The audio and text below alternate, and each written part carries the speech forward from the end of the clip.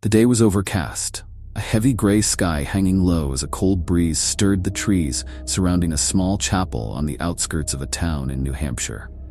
The mourners gathered in tense silence, their faces etched with grief as they prepared to say a final goodbye. Standing among them was Jack Miller, a man in his 50s, known for his sense of humor and his love of animals. But today, the usual sparkle in his eye was replaced by sorrow.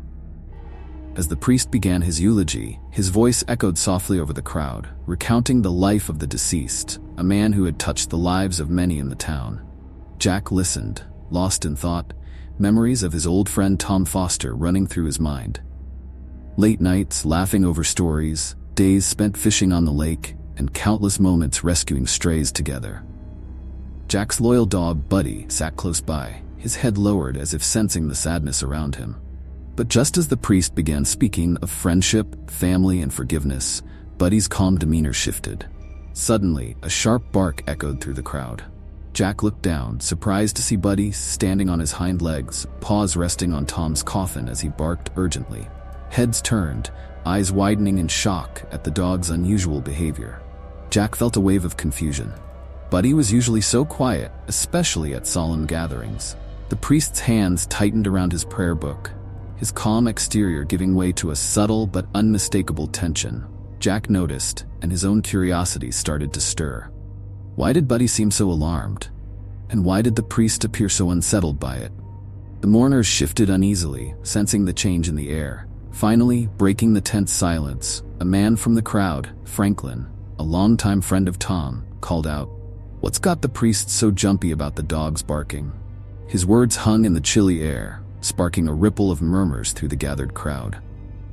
The priest looked away, his gaze faltering as if something weighed on him too heavy to reveal. The tension thickened, curiosity flaring as the mystery seemed to deepen. Jack's heart pounded as he looked down at Buddy, whose barking grew more insistent, each sound reverberating with urgency. What was Buddy trying to communicate? Why did it feel like the entire funeral had shifted into something altogether different, something unsettling and unknown? The crowd waited in suspense, the tension growing by the second. Jack felt an unexplainable connection between himself, Buddy, and whatever lay buried in this funeral's solemnity. What truth could be hiding beneath the surface? What was it that had Buddy so alarmed, and why did the priest look like he was harboring a secret no one was supposed to know? The chapel fell into a tense silence as Jack crouched beside Buddy, trying to calm him. But Buddy's barking continued, each sound as desperate and insistent as the last. The mourners whispered amongst themselves, their expressions shifting from confusion to suspicion. Jack looked back at the priest, whose hands trembled as he held onto the pulpit, beads of sweat gathering on his brow. Unable to shake his curiosity, Jack stood, his voice steady but laced with a hint of confrontation. "Father Matthews," he said, "is there something we should know?" The priest's face went pale, his gaze darting from Jack to the coffin. Father Matthews took a shaky breath. This isn't the time or place, Jack," he muttered, but his attempt to keep calm only heightened the unease in the room. The murmurs grew louder, with Franklin now stepping forward, emboldened by Jack's question. "Come on, Father, we deserve to know if there's something off here. Look at the dog. It's like he's trying to tell us something." Buddy's barking intensified, almost as if he understood the urgency in Franklin's words. The dog's eyes stayed locked on the coffin, his body tense and unyielding. Jack knelt beside him again, sensing that Buddy was desperately trying to reveal something. His bark seemed almost strategic, as if pointing to a hidden clue. Father Matthews's gaze was fixed firmly on the floor, his reluctance making the crowd grow more agitated. Jack felt a chill settle over him as he glanced around the room. Suddenly, Buddy let out a long, eerie howl that echoed through the chapel. It was the kind of sound that felt almost otherworldly, sending shivers down everyone's spines.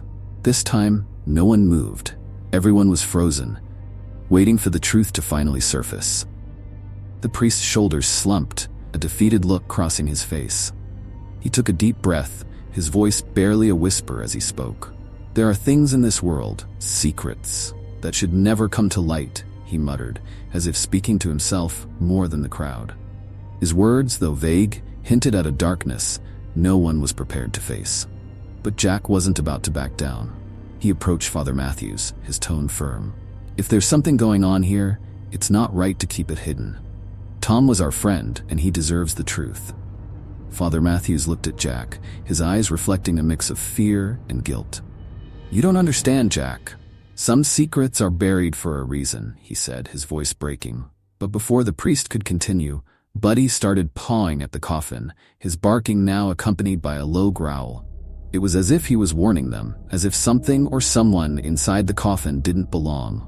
The eerie sense of dread crept over Jack, chilling him to the core. Jack took a step back, 100 questions racing through his mind. What could possibly be hidden in Tom's past, or even within the coffin itself, that would make the priest react this way? And why was Buddy, usually the calmest of dogs, so insistent that something was amiss? As the crowd waited with bated breath, Jack's resolve only strengthened. He could feel that they were on the verge of uncovering something that would change the way they remembered Tom, and perhaps reveal the secrets he had taken to his grave. The tension in the room was almost unbearable. Every eye was on Father Matthews, who stood trembling at the pulpit, his usual calm shattered by the unyielding presence of Buddy, the dog who seemed determined to reveal something hidden. Jack's heart raced, driven by the silent plea in Buddy's eyes and the nervousness etched across Father Matthews's face. It was as if Buddy was guiding him towards something buried not just in the coffin, but in the very memory of Tom Foster. Gathering his courage, Jack stepped closer to the coffin, his voice strong as he addressed the priest. "Father Matthews, I know you're trying to protect us from something, but we deserve to know what it is. Tom was my friend, and if there's a secret here, it's time we face it." The priest's gaze dropped, and he took a deep breath, his voice low but charged with the weight of what he was about to say. "Tom was a man with a shadowed past, one he tried to escape. He confided in me just days before his death. He feared that, if he went to his grave, the truth would follow him. But he never expected." The priest's voice broke, unable to continue. The crowd leaned in, their faces pale with fear and curiosity. Jack exchanged a wary glance with Franklin, who appeared just as unsettled.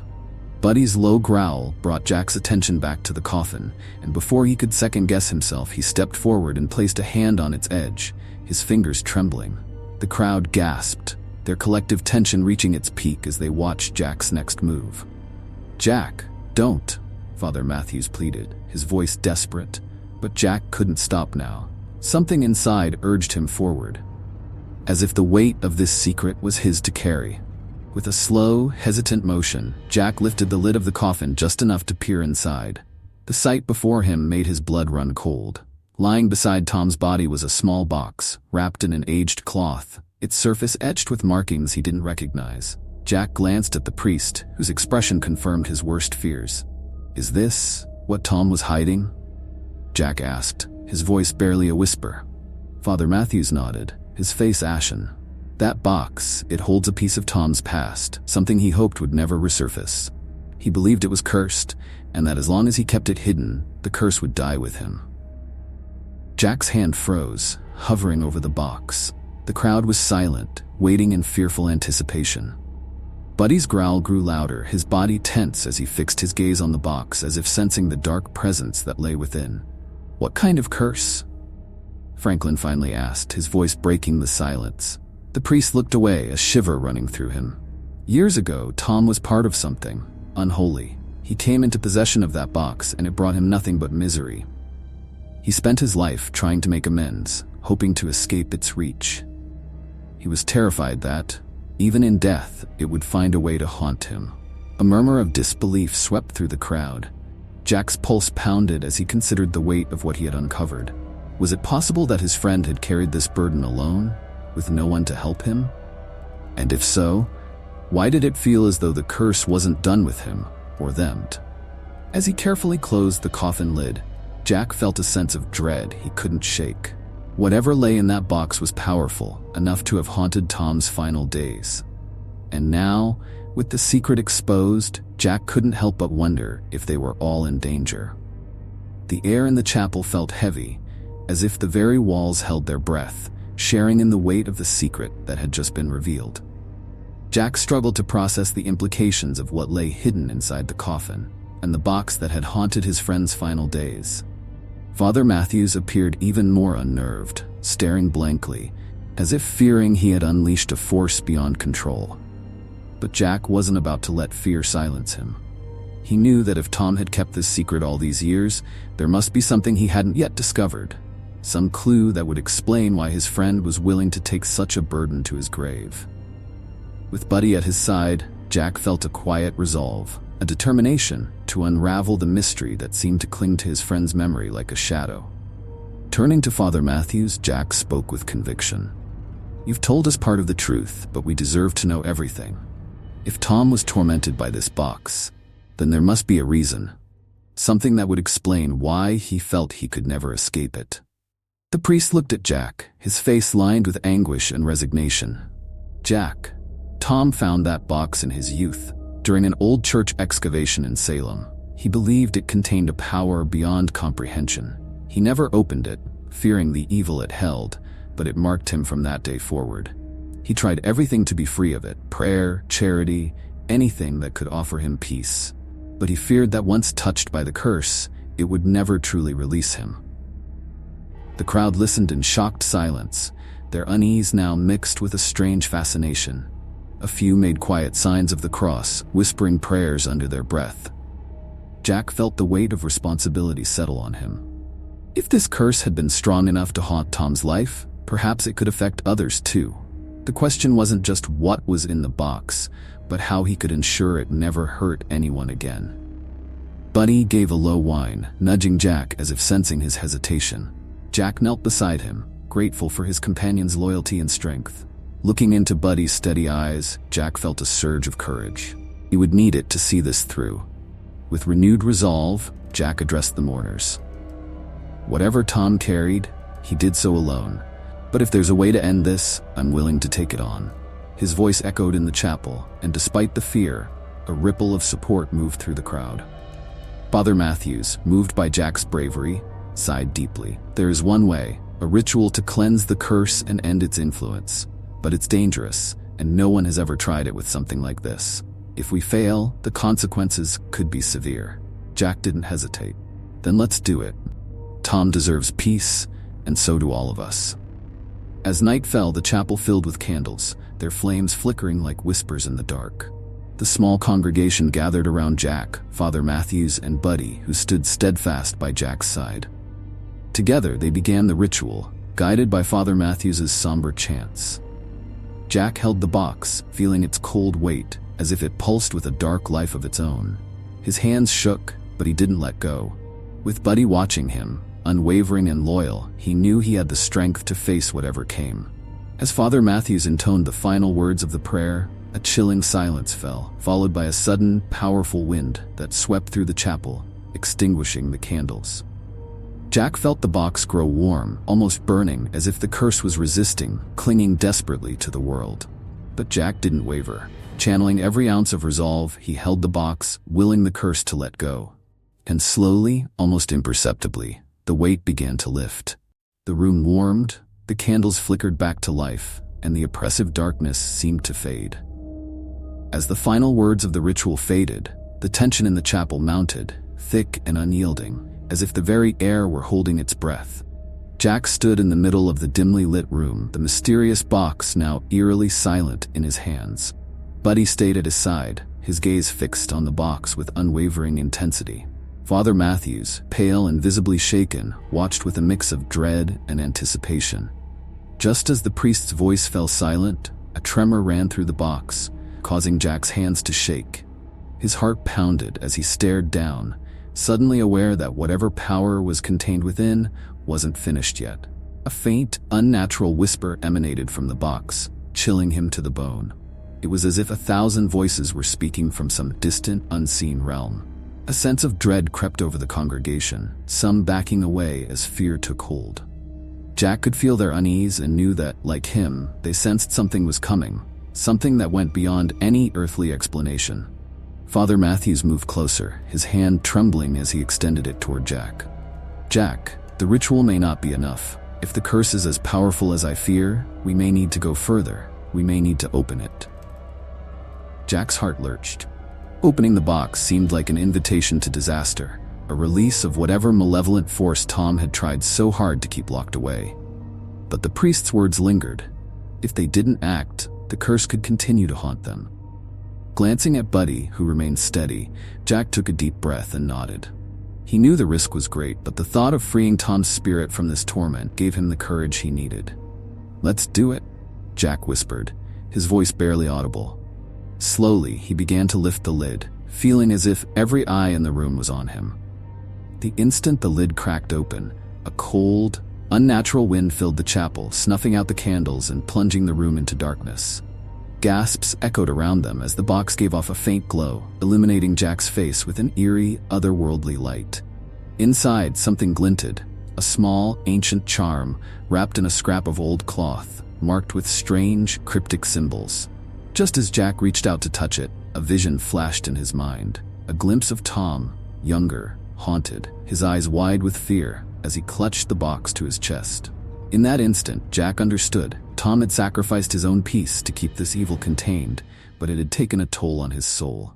Suddenly, a voice filled the room, deep and resonant, cutting through the silence. "Release me," it demanded, each word sending chills down Jack's spine. The congregation shivered, some crying, others frozen in fear. Father Matthews staggered backward, his hand raised in a futile attempt to ward off the unseen presence. Jack knew what he had to do. Summoning all his courage, he held the charm high, his voice shaking as he spoke. "This ends here. You have no power over us anymore." With those words, the box erupted in a blaze of light so bright it blinded everyone in the room. Buddy barked fiercely, standing firm beside Jack as the light pulsed, filling every corner of the chapel. The whispers grew louder, then faded, replaced by a profound silence. When the light finally dimmed, Jack found himself alone at the altar, the box empty in his hands. He felt an overwhelming sense of relief, as if a great weight had been lifted. Buddy gave a quiet bark, nudging Jack's leg, as if reassuring him that the curse had been broken. The congregation stood in awe, watching Jack, their faces a mix of disbelief and gratitude. Father Matthews, his hands still trembling, offered a faint smile. "Jack, you did it. Tom's spirit, it's finally at peace." Jack looked down at Buddy, feeling a deep sense of gratitude. Whatever darkness Tom had endured, they had brought it to an end. And as he glanced around at the relieved faces, he knew he had fulfilled his friend's final wish. The chapel fell silent, each person lingering in the aftermath of what they'd just witnessed. Jack took a deep, calming breath, feeling a sense of peace he hadn't felt since Tom's passing. His friend's tortured spirit was finally free, the weight of the curse lifted, and an air of serenity seemed to fill the room. Buddy leaned into Jack's side, his loyal gaze unwavering, and Jack scratched behind his ears, silently thanking him for his bravery and strength through it all. Father Matthews cleared his throat, addressing the congregation with a renewed composure. "Tonight, we have witnessed the power of both darkness and light," he began, his voice steady. "Tom carried a burden he felt was his alone, and yet in the end, it was love, loyalty, and courage that set him free." The crowd nodded, some wiping away tears. They had come to mourn a friend, but they were leaving with a story that none of them would soon forget. A tale of redemption, of a man willing to bear a terrible curse to protect others. And now, thanks to Jack, Tom's soul was finally at peace. As the congregation slowly filed out, people paused to thank Jack, some with trembling hands, others with quiet words of gratitude.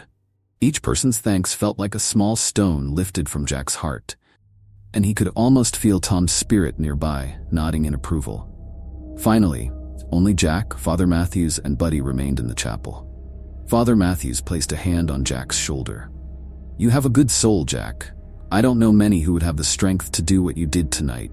Jack offered a humble smile. "I only did what Tom would have done for me." He glanced at the box on the altar, now empty, its power gone. "I just hope he's at peace now, wherever he is." The priest nodded. "I believe he is. You have honored his memory well."